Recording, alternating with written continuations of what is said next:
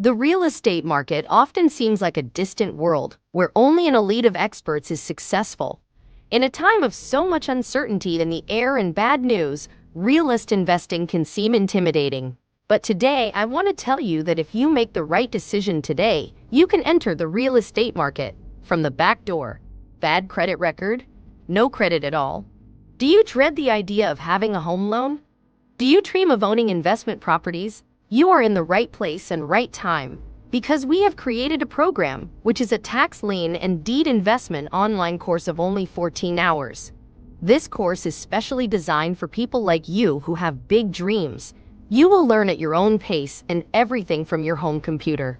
This is your chance. Join our membership for $19.99 a year. What are you waiting for?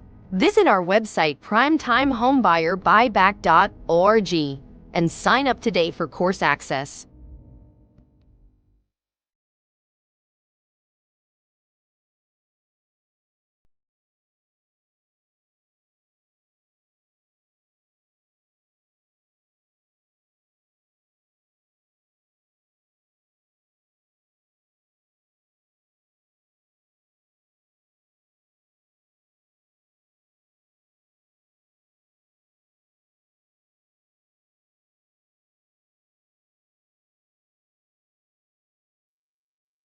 All right. So, Welcome to Primetime Home Buyers. Please forgive us for our technical difficulties. We're here for it. We're here with round two of economic development seminars for leaders that I am hosting, Lady Lashley, in Atlanta at the Fulton County Adams Street Library every Wednesday. So today we're going to be moving the conversation forward for the people who are interested in economic development on a leadership level to implement in lower income communities that we call, how can we don't call it lower income. What do we call it? Just a little restriction. But what we're trying to do is grow. We're trying to grow on our own. So if you're interested in that and learning concepts to make it your own and bringing programs and different events to your community, this is the place. It's all about mindset. So today we're going to be going into investing in education and workforce development. Blah. I know it sounds a little bit corny, but it's not. It's very important. We're going to be creative today and talk about some ways to actually invest in education and workforce development with a lower amount of money. Okay, we all are not rich, and even if we are not rich, we do not want to accumulate so much. How can I say student debt that we're working for 10 to 20 years of our intro of our career to pay it off. Okay, I know that being in healthcare, doctors know that, lawyers know that. You may think that they're rich out of the kazoo, but they're literally for the first 10 to 15 years of their career, they are paying off financial aid. So we're trying to figure out ways that we can circumvent that and educate ourselves with credible resources and apply them in a timely manner. Okay. So if you don't remember last week, we were talking about strategies for low income community, economic development strategies and things to pay attention to. So some of the things that we focused on was the lack of capital, the skills gap,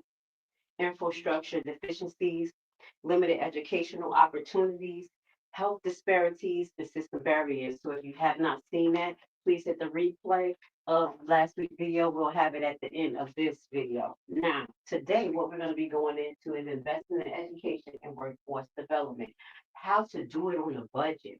So investing in today's rapid evolving economy, a skill is an adaptability to the workforce is the cornerstone of success for any individual, community, or nation. Okay. However, investing in education and workforce development often feels like it's a costly endeavor, but it doesn't have to break the bank. With strategic planning and innovative approach, it is possible to cultivate and thrive workforces while keeping costs low. All right, so let's get to it.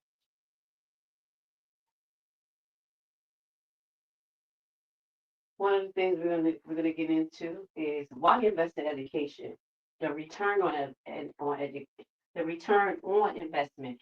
Now that goes right back to one of our concepts that we talked about: assets versus liability. and the assets being the mindset, the assets being the skills that you require. And when I say that, you get a mindset and skill set that you can take anywhere with you on the planet. So that's the return of your on your investment. Increasing earning potential, skilled workers command higher wage, leading to improving living standards and reducing reliance on social safety nets like welfare, like other things like that. And even though we are taxpayers and we set up these systems for us to use it, you just want to have them there as a safety net or there for our younger generation to use to get through over the hump. We don't want to have a society of people that really have to depend on a welfare system. Does that make sense? But because of the way that our economy is set up, it has made us very dependent on that. And what we're trying to find ways to work around that and create our own. Does that make sense? So economic growth, this is the return on investment with education. Economic growth as well as trained workforce. Um, it brings in business, foster innovation, and fuel economic expansion. This is what education does. The more you know, the more you grow. Reduce crime rates, providing individuals with opportunities for meaningful employment can decrease crime and improve community safety. Why? Because people are using critical thinking. Why? Because people have things to do and they have an ulterior motive or a plan or a goal. And when you have educational goals or mindset achievement goals, it does lower the crime rate because people are busy. And that's why I say what we talked about last week, mentorship, teaching our kids, like pulling them into things, letting them see different industries, keeping them busy in one aspect, but it's also showing them what they can do, what they may like, what they may not. Okay. Keeping them out of the way of crime. Does that make sense? These things that we implement is going to be like a domino effect if we implement it correctly in the community. All right, improving health outcomes. As a registered nurse, as a travel nurse for 11 years, I consider myself now a community nurse and I love it. And that is the most important thing is improving health outcomes. If you're not healthy in the mind and the body, you're not functioning properly and you're not even an asset to yourself. So studies shows a correlation between education level and better health outcomes, ultimately reducing healthcare costs. Why is that? Because if you strive to learn more about your environment, about cultivating natural foods, foods that has less GMO, less chemicals, that right there, education is going to lower education of healthcare, like the industry and like I said, foods and how to grow them and what's healthy, vitamin, minerals, natural ways of approaching things or preventative ways, just educating yourself right there will improve your health outcome. That's why they say richer people, they didn't say richer people are more healthy. They said educated people are more healthy. Does that make sense? Because you make better choices. All right. Enhancing civil engagement when you're this is again the return on investment. Education and engaging citizens contribute more. Educated and engaged citizens contribute more to the community and participate activities in democratic process. And that's what it is. That's what I said. Everybody plays a part, no matter what it is. You may specialize in an industry that I don't and I may need. Your education is so crucial to the development of a community. We are all shining lights with our own capabilities, with our own gifts, and that's how God wants it. So, with that being said, while we're all engaging in learning, and sharing, and basically cultivating an educational base environment, we are now opening the door to enhance civil engagement. Why? Because now we're going to see what's wrong with our community. Now we're going to see how our particular skills can contribute to fix the particular issue. Okay? Does that make sense? And civil engagement is basically our environment outside of our home. And we have to start participating in civil engagement. Now, I want to just add a little bit to this because some people are opted out of they think the civil engagement and you're not opted out. What does that mean? There are people who have had felonies, can't vote in certain states. There are people who don't vote because of their religious beliefs. As me, as a Hebrew, that is not part of our makeup, and we do not participate in those type of controversies. But we have to participate in our nation. We have to participate in our community. So instead of me participating in the actual voting process myself as a Hebrew, I said I want to participate in the civil enhancement of my community by having economic development programs, by educating people about the civil process of law in our community and how they can move about to learn more to defend themselves or to learn more to protect themselves. Okay. Does that make sense? So I'm throwing that out there because you don't always have to just go one route of voting and thinking that is your civil duty. We have more to offer than just voting. You have to use your creativity because there's been ways that they have locked certain people out of voting just to control who gets through. Okay. Now we ain't gonna talk about politics, but I just want you guys to understand why we talk about civil duty because some people feel like they can't participate, but you can. You can actually contract with the government in certain capacities. If you own dump trucks, if you own transportation trucks, men who may have had a background like, well, I can't vote or I can't do this. Now you're enhancing civil engagement by starting contracts or participating in contracts with government entities, bringing more resources into your community in transportation. Does that make sense? I went a little deep, but that's how enhanced civil engagement can happen when you invest in your education. Okay. Now, low cost strategy for maximizing impact. The key is focusing on our targeted, efficient solutions that yield significant returns.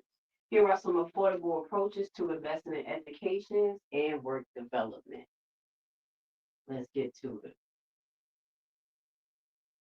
First thing, leveraging existing resources and partnerships. This is what I told you guys.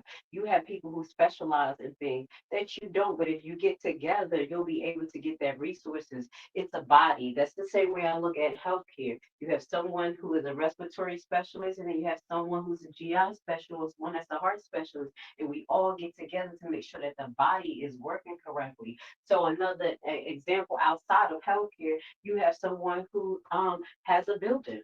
They just buy buildings. You have someone who wants to have a manufacturing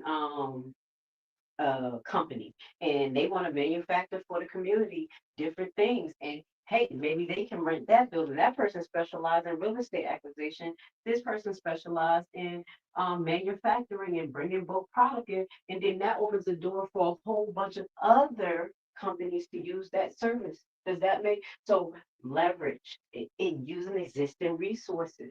We have it in partnership. Community colleges, these institutes offer affordable tuition rates and wide range of vocational and academic programs tailored to local needs. Partners with local community college can help businesses create customized training programs, and that's some of the things that we're working on in Primetime Home Buyers, i.e., dealing with the chambers of commerce in Clayton County and also looking into Clayton County College Small Business Institution, speaking to those representatives, getting to know the resources they have, letting them know what we have to offer. And that's how you can use the community colleges to actually help tailor your growth. You don't always have to be a student. And as we talk about that, this story, this is just, so perfect. I was just talking to my daughter about that. She is in the Ivy League college in Georgia, and she's like, "Hey, I want to. I mean, someone told me to take another majors, because this major may need something else to back it up, like business, this and the third." So I'm like, "Why would you do graphic design and business with some of the classes that or information you can get?" You can get more detailed in education and business from people who are in businesses and companies that offer business seminars and certifications and do it in a manner that you will spend less money than actual college credits. I.e., example, she was signed up for a course for marketing through Kennesaw University. The program was about $2,000 broken up payments you can do, and at the end you get a Google certification in marketing, literally. And that makes you more marketable than the person who just came out of college and had no on-site training from experts and had the keys and the tools. Usually it's more concept in school, and you have to go out and get your mentorship. So I want you guys to understand that, because my age group and my age group, we 80 babies, and we're raising these um 2,000 babies, and they are basically accustomed with using the internet and AI to acquire a lot of their pluses in society. I.e., example, you have IG that's literally making millionaires out of our young people. You have Twitch, you have these platforms that's doing it. So they're using the new up and coming technologies and resources to create. But at the end of the day, I was talking to my kids about bridging the gap, because we came from an industry where we had books, libraries, we had to do everything on the paperwork, and we know a life without internet. So if we can teach our kids, our young generation, to incorporate some of our founding concepts, like doing their due diligence on their own, getting paper documentation, resources, and using the tools of AI, but not letting it overwhelm them and they become totally dependent. We can incorporate these two concepts, and it can help you use and leverage existing resources and not spend a lot of money on conventional college. I know I said a mouthful, full, press it on rewind. Free online courses like what we do here. We have a lot of free online courses that we offer you. Okay.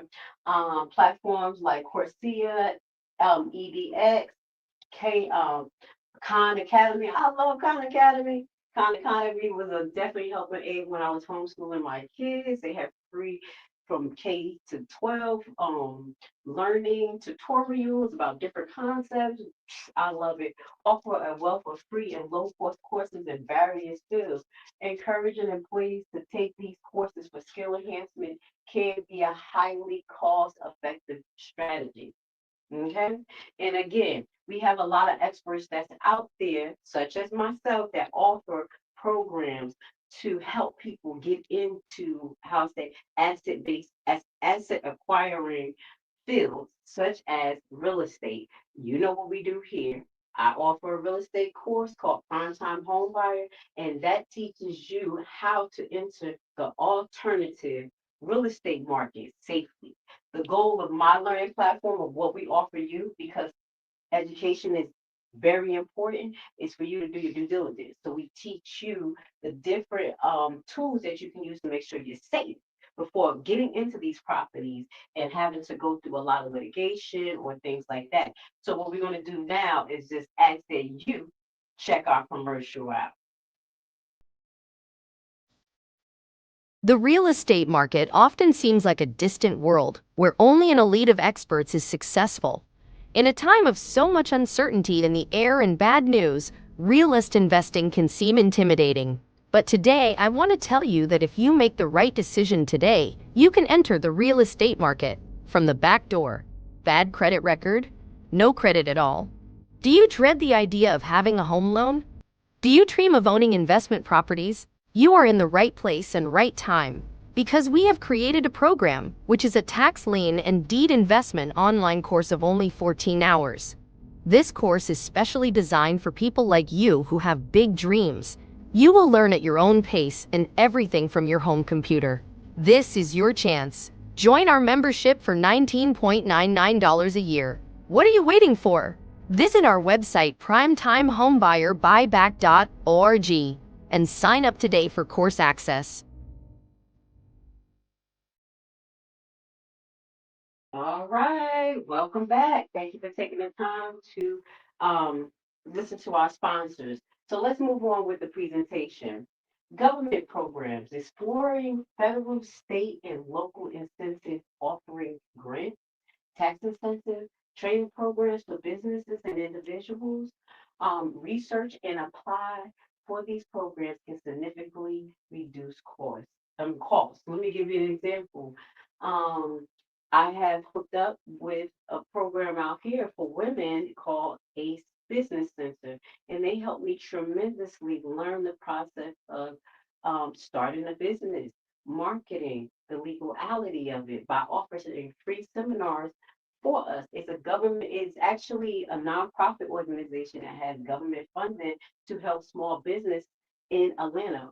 And that is this is a women's center. But they also have, like I said, you go to the Small Business Administration, they have minority focused grants that's available, as well as courses that they offer free, free, free. All you have to do is literally just sign up on a small business website in your community, and they should have some free videos for you guys just to get you started and or resources. Okay, so these are some of the measurements that you can take that they have right in front of us to get you started. Um, I also took a program in Georgia called the Hope Program. This was just before the pandemic broke out. It was about a 6 to 8 week program where we went down there every Wednesday or something like that for about 2 hours. And they told us how to structureize a business, from the business plan, from funding, from business credit, everything. And it was hands on. They made us do homework. We came back, we talked about it, we did presentations, and it was a government based program that was amazing. That's the Hope Program. I will leave that information at the bottom if anyone is interested in the two resources that I just told you about. Just know any resources that I, Lady Lashley, tell you about, it means that I actually use it. Okay, that means that I actually use it, or I have some hope, or I did some due diligence about it. Okay, industry association.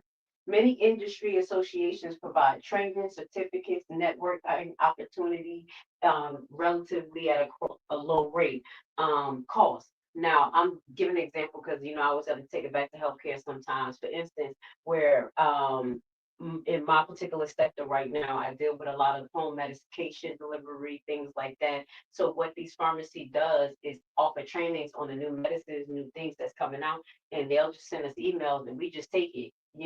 So in your industry, if they have free seminars and things that's going to teach you, you go do it. Even for the young people, they literally look at each other on TikTok and YouTube, and they just be learning from each other. So they are already implementing this stuff.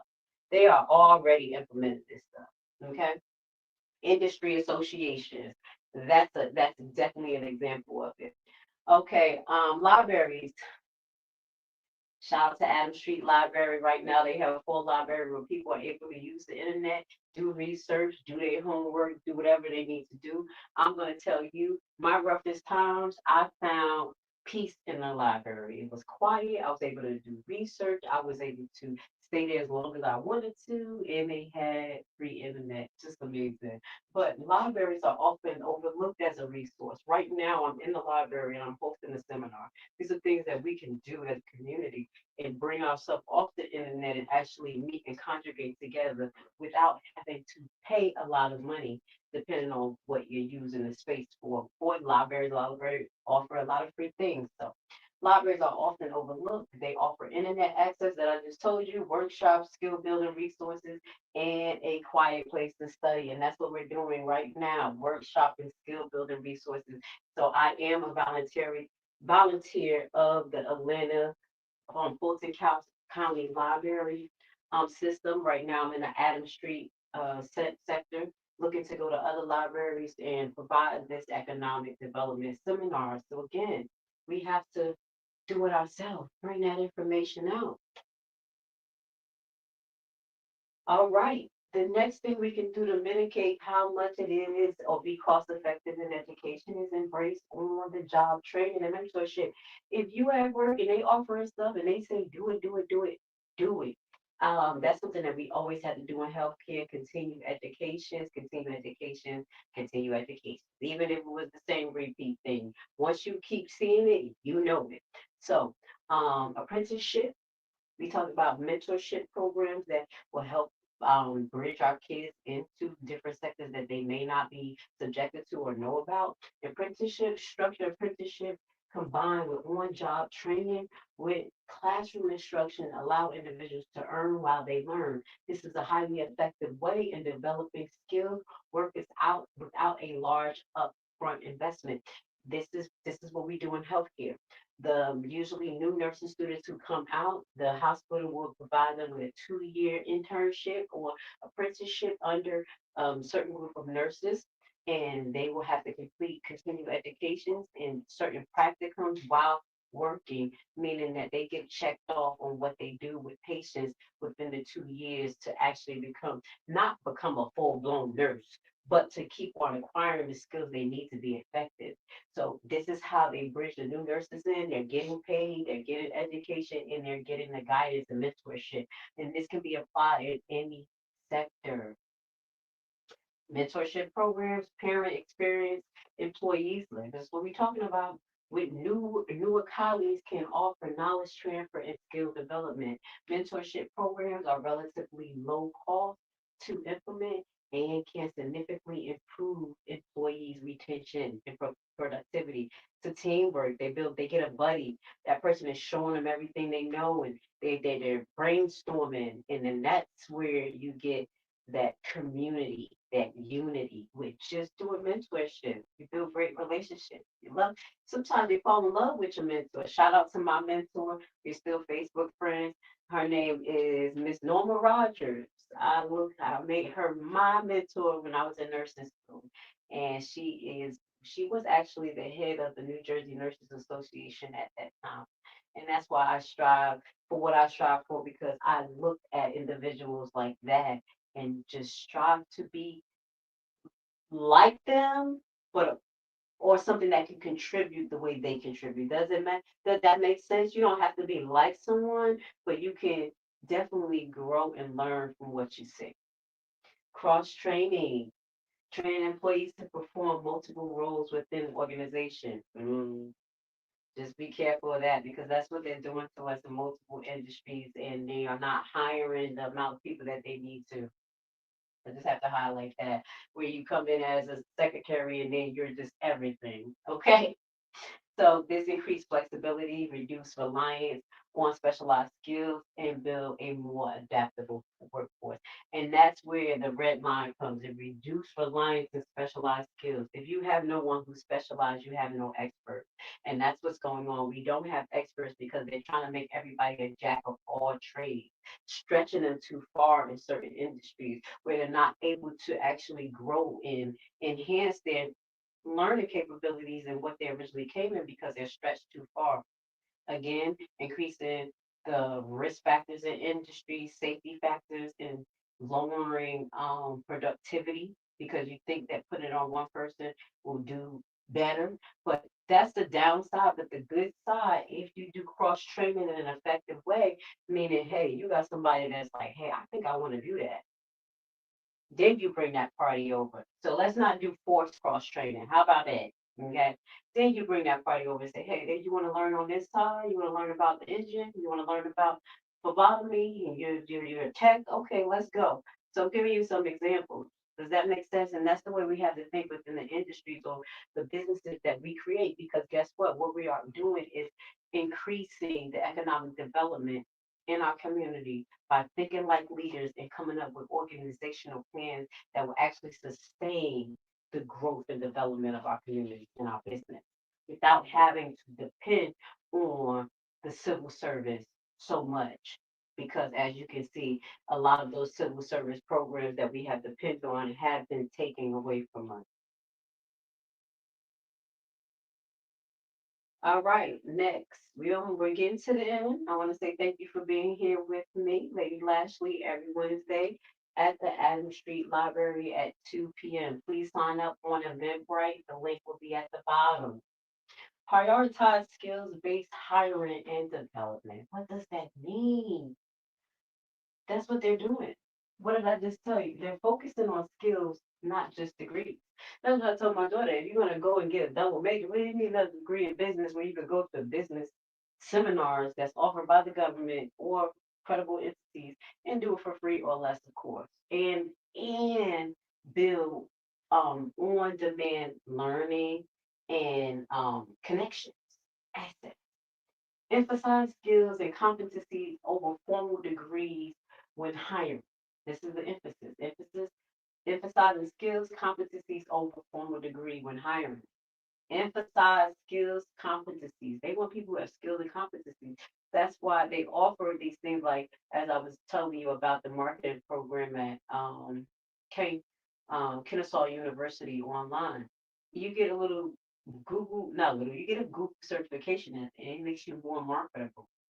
So at that point, not only are you're learning that competency, you're with a credible business that may can give you some hookup. Micro credentials and badges. Again, these little seminars that you can take, recognizing the valid specified skills acquired through short-term training programs or online programs. That's what they're looking at right now. That's what the industry is looking at, and that's how we have to do it. That's why I say it's good to go to college and get that college experience, but then you also have to know when to top it. Yeah, top it off. These credentials can be used for hiring, promoting, and career advancement. If you are the nurse, or I'm always going to healthcare, or you're the person in your industry that's constantly um, cultivating new skills, new trends, you're going to be on top. Even as a business owner, you want to have these same concept because you may not get new credentialing, but if you learn a new way of making something in your industry, a more innovative way that's cost effective, there you go. That's like a micro credential and a badge. Okay, we create our own.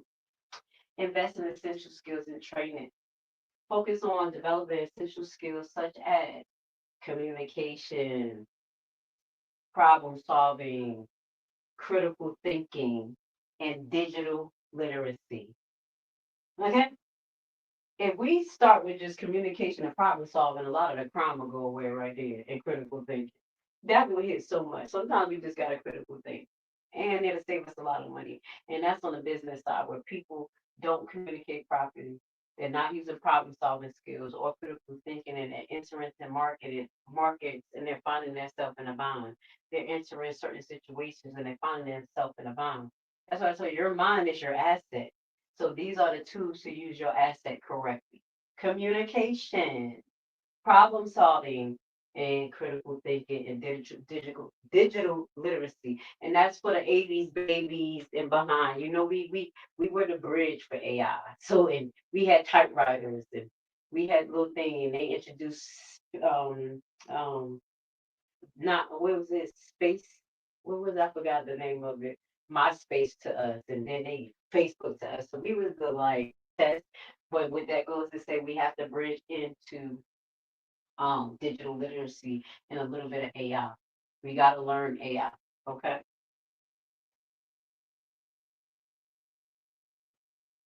Utilizing technology effectively. I told you our kids are becoming millionaires without having to go through everything that we go through.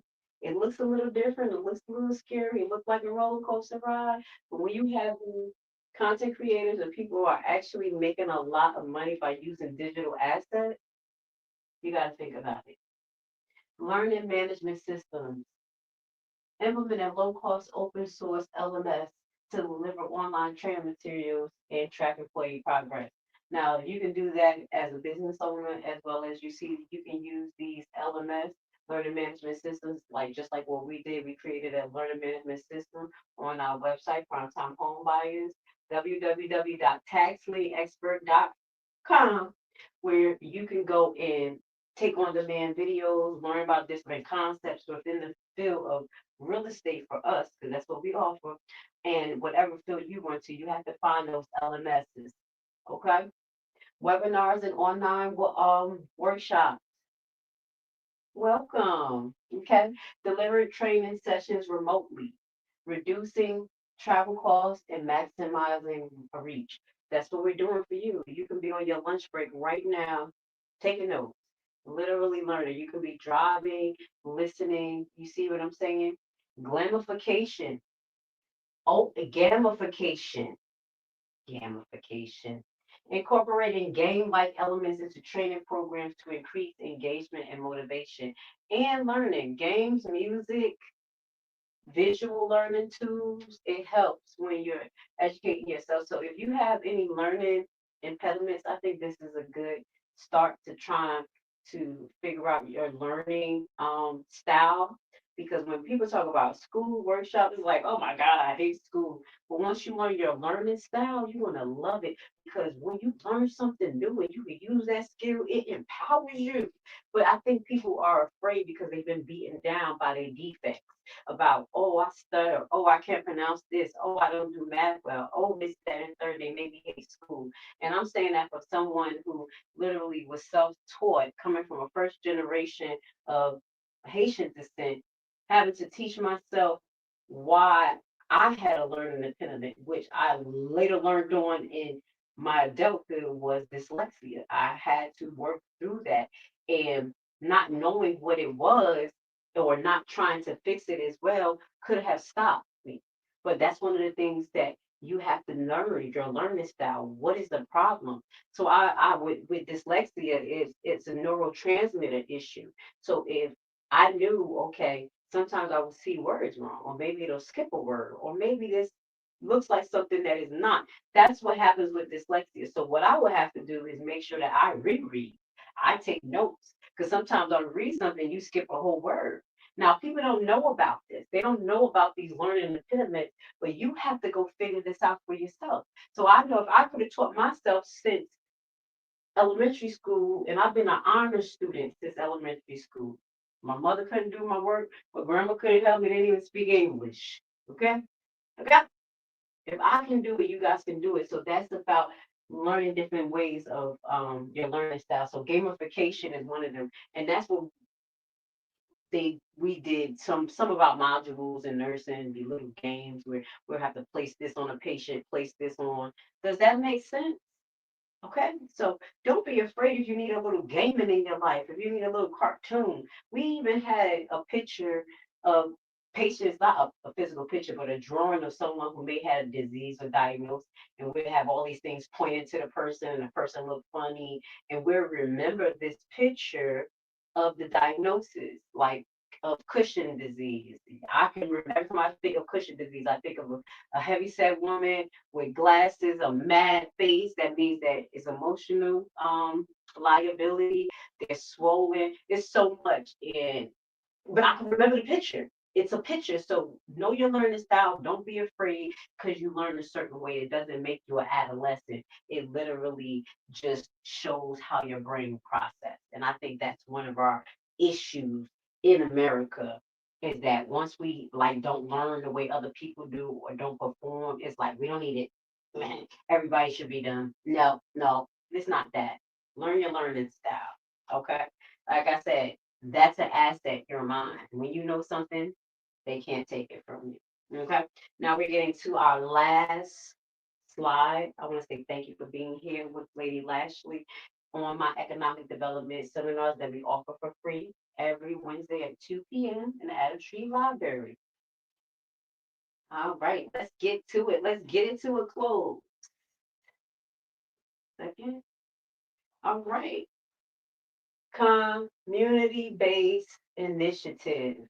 This is the last part to this time to this presentation. Partner with local schools. Businesses can work with schools to provide internship, mentorship, and career guidance to students. Okay. Invest in early childhood education. Studies consistently demonstrate the long-term benefits of early childhood education. Supporting early childhood programs can have a profound impact on future workforce development.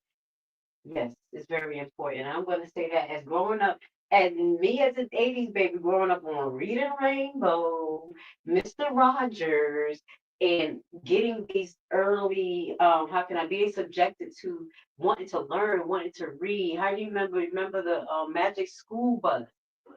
These subjecting to your kids to these type of learning base at a small age, even I'm gonna say even infancy. Okay, I started mine too in our early pre development program because they took basically it's like a pre-K, but they took babies 2, 3, and 4 and got them ready to get into pre-K and things. So it was called La Petite Academy and it was a daycare, but the services they provide and the structurized learning environment was amazing.